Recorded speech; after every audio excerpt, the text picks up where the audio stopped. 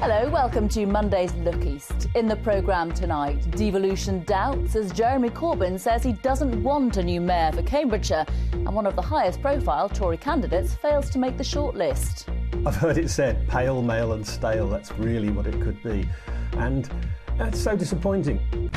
Pioneering research into embryos and the fight against miscarriage, but what are the moral questions? The crisis in care for the elderly and what that could mean for your council tax bill. And Northampton Town have a new manager. Justin Edinburgh signs up at Sixfields and promises to reinvigorate the Cobblers this season.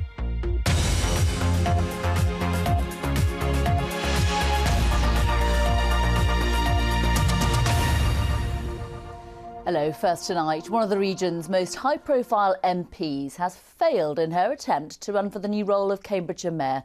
Heidi Allen, who's MP for South Cambridgeshire, had proposed combining the two jobs, but she's not even made the shortlist to be the Conservative candidate. Meanwhile, the Labour leader, Jeremy Corbyn's told Look East he's not even in favour of having a mayor. So where does that leave the race for what will become one of the most important jobs in this region? Mosmi Bakshi has been finding out. Felled at the first hurdle. Heidi Allen, thought by many to be the most high-profile Conservative candidate in a five-horse race, will not be Cambridgeshire's first elected mayor. Securing just 4 votes, the MP crashed out of the shortlist process along with former leader of Peterborough City Council, Marco Seresti. The decision has been met with disbelief. Well, it does look like the selection process for the Conservatives was done entirely by a room full of men, and she was the only woman in the room, basically, as far as I'm told. So you think, well, maybe that's something to do with it, but I think it goes deeper than that. I think it's down to Heidi Allen being someone who's not afraid to rock the boat a bit, and that's possibly why she would have made such a good mayor. In a statement, a senior member of the South East Cambridgeshire Association told us the voting panel looked at challenges that could affect the role, including time management and other work commitments. It would seem in Heidi's case, her intention to remain as an MP while also serving as mayor proved too much. I've heard it said, pale, male and stale, that's really what it could be. 3 Tory candidates will now go forward to the final round of voting. Steve Count, the leader of Cambridgeshire County Council, James Palmer, who heads up East Cambridgeshire, and District Councillor Roger Harrison.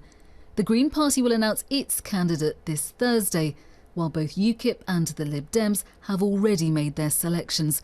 Paul Bullen representing UKIP, with City Councillor Rod Cantrell standing for the Lib Dems.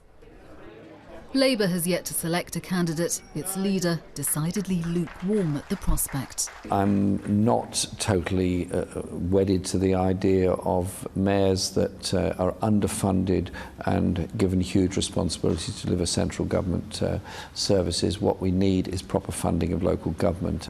The new mayor will take control of planning and transport budgets after the May elections, but without its most recognisable candidate, will anyone notice? Mosmi Bakshi, BBC Look East, Cambridge.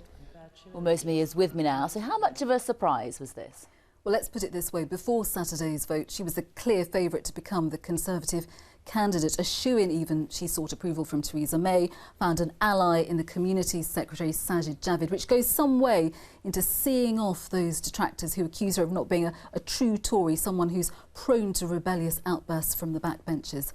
I've spoken to Heidi Allen. She is disappointed but sanguine about the outcome. In terms of her choosing to remain on as an MP while serving as a mayor, she is defiant, saying her Westminster profile could have shaped further devolution powers now needed in light of Brexit. I will, of course, support the winning candidate. Because, of course, the race goes on, so what happens now? So the Tories will choose their official candidate in the next 10 days. Labour have about 3 weeks to make their selection. Unofficial campaigning has, of course, already started, with the businessman Peter Dorr declaring as an independent as early as last year. The big day, Claire, comes on the 4th of May. Mo, thanks very much. Next tonight, the jury...